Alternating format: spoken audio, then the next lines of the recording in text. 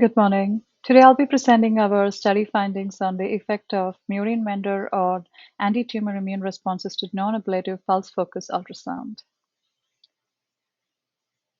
Immune evasion mechanisms within the tumor microenvironment frequently depend on the aberrant crosstalk between innate and adaptive cell lineages, which could promote tumor progression and metastatic dissemination. Tumor microenvironment, as we know, could be classified as having infiltration excluded cold or infiltration inflamed hot immune landscapes, depending on the extent of CTL infiltration into the tumor bed. Our own and other studies have demonstrated the immunomodulatory effects of FUS in shifting a cold tumor microenvironment to a hot one. Complex interactions between the environment, mouse genotype, and mouse microbiome is found to affect mouse phenotype.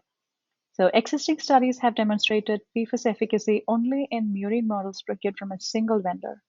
In order to determine whether differences in inbred mice obtained from 3 different vendors could alter tumor growth or tumor microenvironment profiles, we evaluated the temporal expression of CCTF and immune cell profiles following non-ablative PFAS to murine B16 melanoma flank tumors established in C57 mice obtained from 3 vendors: Jackson Laboratories, Taconic, and Charles River. Murine B16 melanoma was subcutaneously and bilaterally implanted into C57s from JAK, STAC, and CR mice, and once the tumors reached 5 to 6 millimeters, ultrasound-guided PFAS was administered at a peak negative pressure of 6 megapascal. Mice were euthanized on days 1, 3, and 5 post-PFAS for flow cytometry, CCTF, histological, and transcriptome analysis. So this is the B16 tumor volumes post-PFAS in mice from all 3 vendors. So the mean tumor volumes post-PFAS in Charles River mice showed significant reduction starting at day 3 through day 5, but not in JAKs or TAC mice. We next looked at the CCTF expression, which is the cytokine, chemokine, and trophic factors post-PFAS in JAK, STAC, and CR TMEs. CCTF analysis revealed a similar trend to the tumor volume reduction, wherein Charles River TME exhibited upregulation of pro-inflammatory cytokines like TNF-alpha, IL-1 beta, and IL-12p70 on days 1 and 3, with downregulation of anti-inflammatory cytokines over 5 days. Comparatively, less robust expression of anti-tumoral cytokines were observed in JAKs and TAC TMEs over the study period. Moving on to the flow cytometry data, here it is represented as heat maps showing normalized fold change based on percent immune cell populations in spleen, lymph node, and tumors versus time post-PFAS. Here we can clearly see that the anti-tumoral activity was restricted to draining lymph nodes with increased NK and dendritic cells on day 1 and helper and cytotoxic T cells, macrophages, and NK cells on day 5. Tumors remained cold over the entire study period. Moving on to the TAC-TME immune cell profile, TAC-TME also reveals somewhat similar trend, albeit a slightly warmed up spleen on day 1, with significantly high cytotoxic T cell numbers which tapered over the days. Major immunological activity was observed in day 5 lymph nodes with no significant activity in the tumors. And this is the CR-TME immune cell profile. Flow cytometry data here corroborated with the tumor volume reduction and the pro-inflammatory CCTF profile reflecting on the evident shift from a cold immune landscape to a hot one. Day 5 spleens showed significantly increased number of T cells, macrophages, and dendritic cells, whereas lymph node remained less active. So what started as a cold tumor on day 1 peaked to being a hot tumor by day 5 with significantly increased numbers of helper and cytotoxic T cells, M1 macrophages, and dendritic cells, which sustained well into day 5 tumors with increased PD1 and PDL1 by 8 from the mice from all 3 vendors. So day 0 would correspond to the day the mice arrived at our animal facility, and day 8 samples correspond to the samples collected 8 days after the mice arrived, which also corresponds to the first day of the PFAS treatment.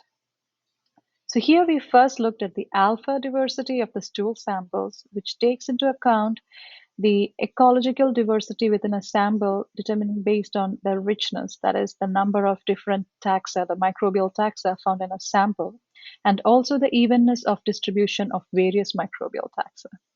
So strong differences were observed between JAK samples and other groups when evaluated with the KO1 index, which is again a measurement of richness, and Shannon H index, which looks at both richness and diversity. Smaller to almost no differences were observed between Charles River and the TAC groups. Also, the day 0 and day 8 samples from all vendors showed tight clustering, implying no changes to microbiome between the days. We next looked at the beta diversity, which is a measure of compositional similarity or the relative abundance of hundreds to thousands of different microbial taxa in each individual sample. An increased variation along the PC1 axis with lesser variation along the PC2 between each group of samples indicated that these microbial populations were different. And the tight intra-group clustering along the PC1 and PC2 meant that the day 0 and day 8 samples collected from the same vendor were almost similar. And similar clustering patterns were observed with both Jacquard and Bray-Curtis analysis. We then looked at the microbial taxa identified at various taxonomic levels, such as the phylum, order, family, etc., within each sample. So clearly, vendor-dependent differences were observed across the taxonomic levels, but you could see that at day 0 and the day 8 samples, both sample data looked almost similar within each vendor.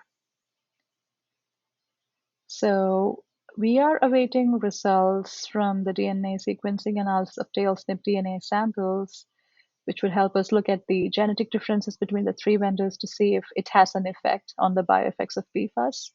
And again, more comprehensive in-depth microbiome samples will be performed. Moving on to conclusions. Collectively, B16 bearing Charles River C57 exhibited a more pronounced anti-tumor response to PFAS, resulting in reduced tumor growth and pro-inflammatory CCTF and immune cell profiles as compared to B16 tumors in TAC or JAX mice. Despite using the same mouse strain, tumor type, and PFAS parameters, profound vendor-dependent variability was observed, and our preliminary microbiome analysis suggests that vendor-dependent variations play a crucial role of microbiome in determining the bioeffects of PFAS. Thank you.